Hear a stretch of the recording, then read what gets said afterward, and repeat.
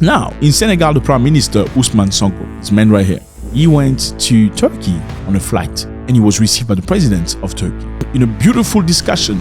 In Angola, there's mayhem happening, okay? Mayhem, havoc, 22 people were unalive, 197 injured, and over 1,200 people arrested.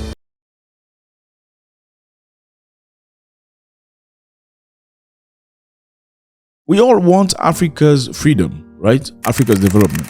My question is this one. Is it about Africa doing everything by itself? Or is it about Africa making cooperation with people that respect Africa? I'm asking, is the freedom that we're looking for Africa about Africa constructing, building, transforming everything itself? Or does Africa need to work with people that respect Africa first? Then acquire the knowledge that they need and the equipment and the capacity, then maybe in the future continue things by themselves. Can you actually develop by yourself? I'm just asking a question because we all talk about colonialism.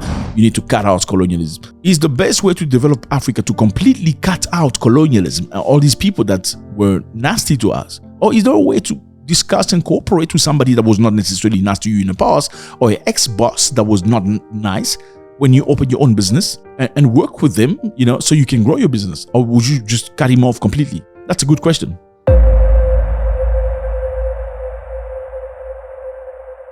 Fellas, we're in Senegal.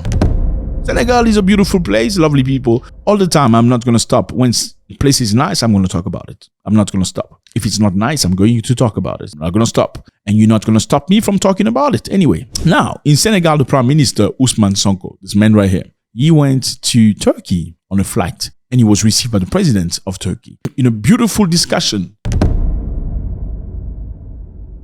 They've signed several cooperation agreements. Congratulations. Yeah, Senegal making moves. And let me remind you here, Senegal was colonized by France for many years. France controlled everything in Senegal, controlled. And things have changed now because recently the president asked French soldiers to leave. I have instructed the Minister for the Armed Forces to propose a new doctrine for cooperation in defense and security, involving the end of all the foreign military presences in Senegal from 2025. It makes no sense for a free country in 2025 to have another country's army walking in the street with tanks and stuff whilst the people are watching. It's unacceptable. Oh, back in time, matter of fact, when France was fighting World War II against Hitler, they brought in Senegalese people to go fight for them. The Senegalese people fought when France was occupied almost completely by the Germans, especially Paris. The Senegalese fought next to the French and they fought very hard. After completely taking Paris back from the Germans, guess what happened?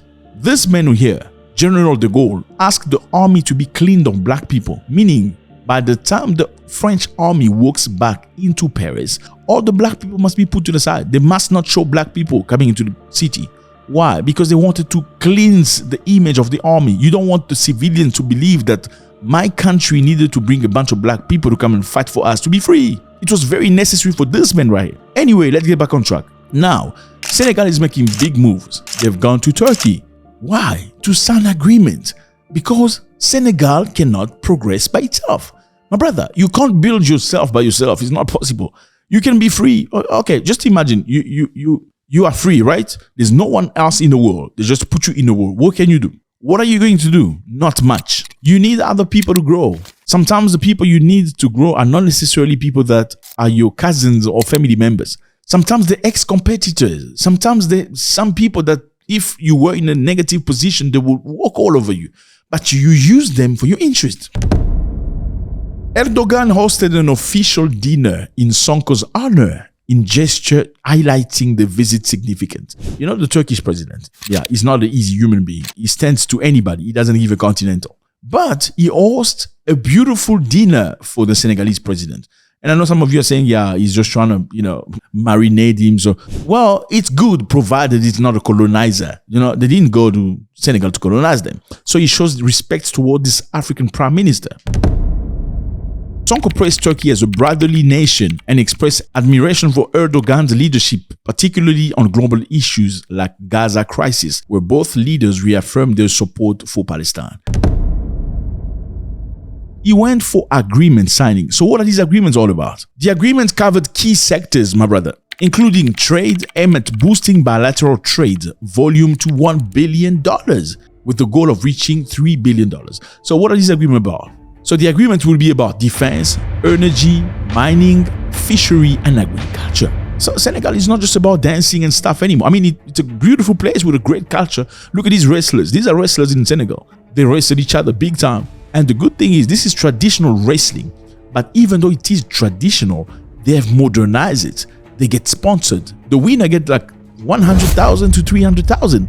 The winner of the big fight. I'm telling you, this is a big event in these countries. Look at the stadium. This is Senegal. Okay, let's get back on track. In Turkey. So the signed agreement, like I said earlier, defense, energy, mining, fishery, and agriculture. Now let's start with defense. What are they going to do with defense? Turkey is looking to supply military equipment such as drones, armed vehicle, and other systems. We know Turkey has a major reputation. They're building even more, growing reputation on defense industry, exemplified by companies like Baykar. They're doing great things right now. Actually, Turkey is very involved with many African countries in terms of defense. Turkey has supplied drones to several African nations such as Ethiopia, Burkina Faso, Mali for surveillance purpose and combat operations. So they have some of the best drones in the world. In the energy sector, Senegal is trying to, launch the renewable energy, and Turkey is playing a major role into this, particularly in solar and wind. They're trying to diversify the sources of energy. Things are moving, my brother. There's also the oil and gas sector. Like I said earlier, because Senegal has been colonized by the French, and the contract they had signed after independence, like many other French colonized countries, is that France get the first choice of whatever you have. If you have any mineral, any discovery, they come first. They make a choice whether they're going to buy it at a very cheap price and redistribute for you before any other actor comes. Well, in this time, Senegal says, no, we have oil and gas that's available and some other plant that's just been discovered. We are potentially going to work with the Turkish, to diversify. They're not saying let's kick the French away 100%. They may be working with the French a little bit, but let's try other people as well. I mean, that's how life is about. The exploitation of our natural resources, which according to the constitution belong to the people, will receive particular attention from my government. So in addition to the mining, oil and gas contracts already posted on the EITI Senegal website, I will be disclosing the beneficial ownership of extractive companies in accordance with the EITI standard auditing and mining oil and gas sector, and providing more sustained protection for local content for the benefit of the national private sector. Now, Turkey are known for being great farmers. They also have the technology. They're coming to Senegal to try bring in the technology and bring training for the local farmers. Isn't that beautiful? Somebody used to say that if you want to know what somebody will do in the future, just check what they've done in the past. The past tells you everything. And I don't know why people say, I don't want you to talk about my past. It's usually women. No, let's not talk about my past. My past is my past. My present is present. But when you go trying to get a job, they tell you to bring a CV, right? What's the CV about? They want to know your past. Where have you been before? What have you done? How long were you at that company? Why did you leave? What were the reasons? And why did you leave the next company? What was the reason? Were you fired? I mean, it's necessary, right? So you want to know about the past. But okay, forget about it. Just women don't want you to talk about it. Okay. Let's get back on track. Don't get frustrated. Now, we're talking about Turkey. What has Turkey done in the past in Senegal? Turkish companies have built major projects like Blaise Dain International Airport. This airport right here was built by the Turkish. Okay, it's massive, and a 50,000 capacity stadium built by the Turkey. So they've done some good project together. What have they done in Africa in general? In Mali, Burkina Faso, and Niger, Turkish has filled the void from the withdrawal of the French. These countries, Mali, Burkina Faso, and Niger, they kicked out the French. Turkey has come, providing economic support. They actually pledged $500 million in support to Mali after they received the Baykar TB2 drones. It's crazy stuff. Is this a good move by Senegal? Let me just remind you, a couple of days ago, Senegal annihilated all the visa-free access to all these foreign countries that require visas for Senegalese people. So all these countries from the West, the United States of America, France, and some other UK and stuff that ask for visas imperatively for Senegalese citizens will now not come to Senegal with no visa like they used to in the past. Congratulations to that again. There gotta be some level of respect. I mean, yeah, there must be respect. So Senegal is moving. They're making the moves. And I know a lot of people are criticizing the president and the prime minister because they did not say F you to France like everybody else expected, especially Pan-Africanists. They want you to cut somebody off completely. Sometimes you don't need to cut somebody completely like that. Sometimes you need to be strategic, like Putin does. He doesn't tell the United States of America F you, even though he can. He's playing very smart and clever. I mean, like everybody expected him to bomb Ukraine already with the massive bombs, so they can have reasons to say, oh, he actually the evil person. I'm not saying he's a saint, but he was very strategic. He's being strategic. People can't read him. Sometimes he's hard, sometimes he's cold. It's very difficult. Now, why not apply a very similar mentality? If not, I'm not saying become like Putin. Why not be slippery? Why not be smart, clever? Not necessarily chase somebody completely, but okay, we're working with you, but we also want the Turkish. We also want China. We want to diversify. We don't want you by the time you get angry to say, okay, I'm not working with you anymore, so we can struggle. We don't want that.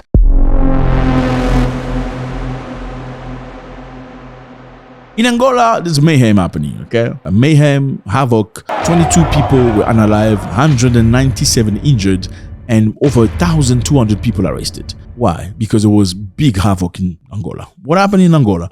Well, people are very angry because of the price of the oil, the petrol, the gas, whatever you call it. I know in America, you call it gas. In Africa, they call it petrol. Some people call it fuel. I think Ghanaians call it fuel. Anyway, you get what I'm trying to say. Now, it's very expensive right now. And when the price of the fuel goes up, the price of everything goes up. The food, the clothes, everything goes up. Why? Because clothes and food need transportation. I came to show solidarity with the Angolan people. People are suffering. We have to protest and show support.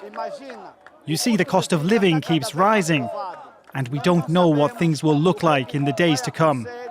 Now, why has the price gone up? The price has gone up because the government of Angola will not subsidize the oil industry anymore. What are subsidies? Okay, you're probably asking yourself. I know you're smart, Some of us are not that smart, so let's be patient with each other. Subsidies are basically funds, okay, that the government will provide to certain area of business. Let's say things that are very necessary for the people.